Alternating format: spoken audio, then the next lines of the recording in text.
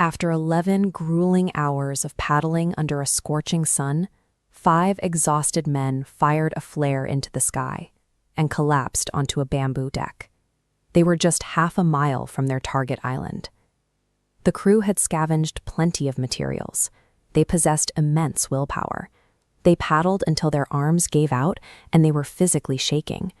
Yet with the finish line sitting right in front of them, their forward progress completely stalled.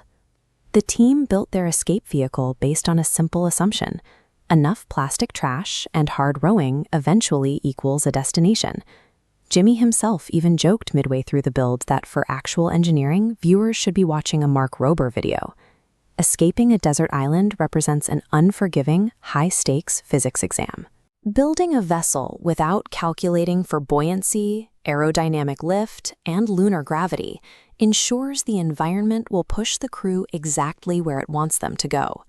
This diagram shows Archimedes' principle in action, which is how the team got their raft to float. Archimedes' principle states that the upward buoyant force exerted on an object in a fluid is equal to the weight of the fluid it displaces. By sealing 4 large blue barrels and lashing them to a frame, they successfully displaced enough water to support the weight of 5 adult men. But the moment the crew attempted to row forward, their design introduced a massive hydrodynamic penalty. The front of their raft presented a blunt, flat face to the oncoming water.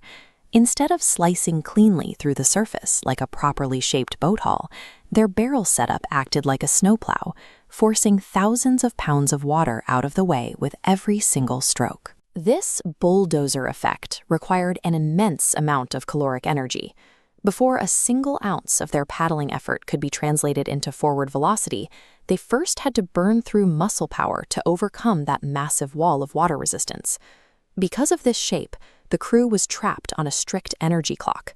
They burned their physical reserves fighting the ocean's drag, rather than actually moving across it.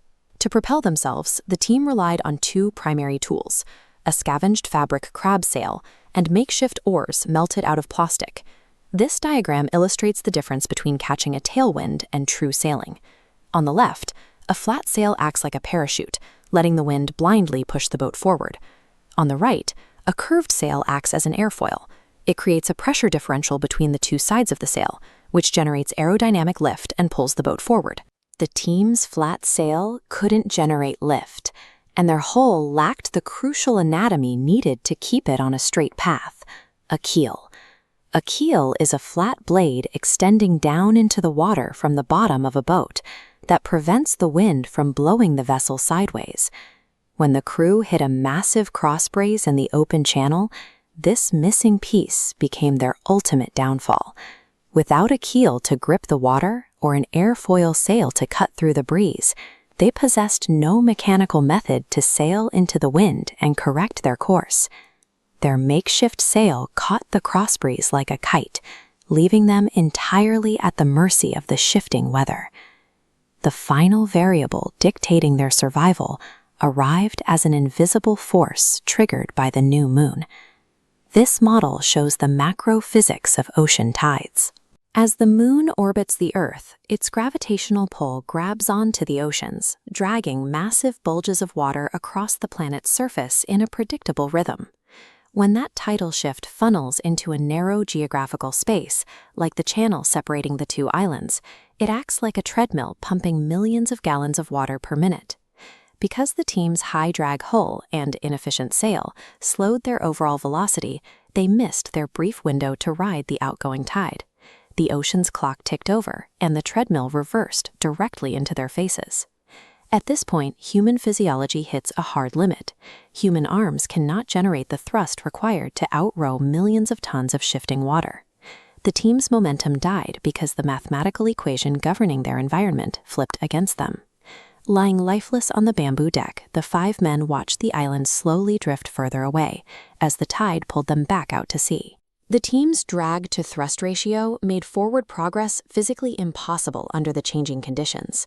Mother Nature ignores how many calories you burn or how badly you want to survive.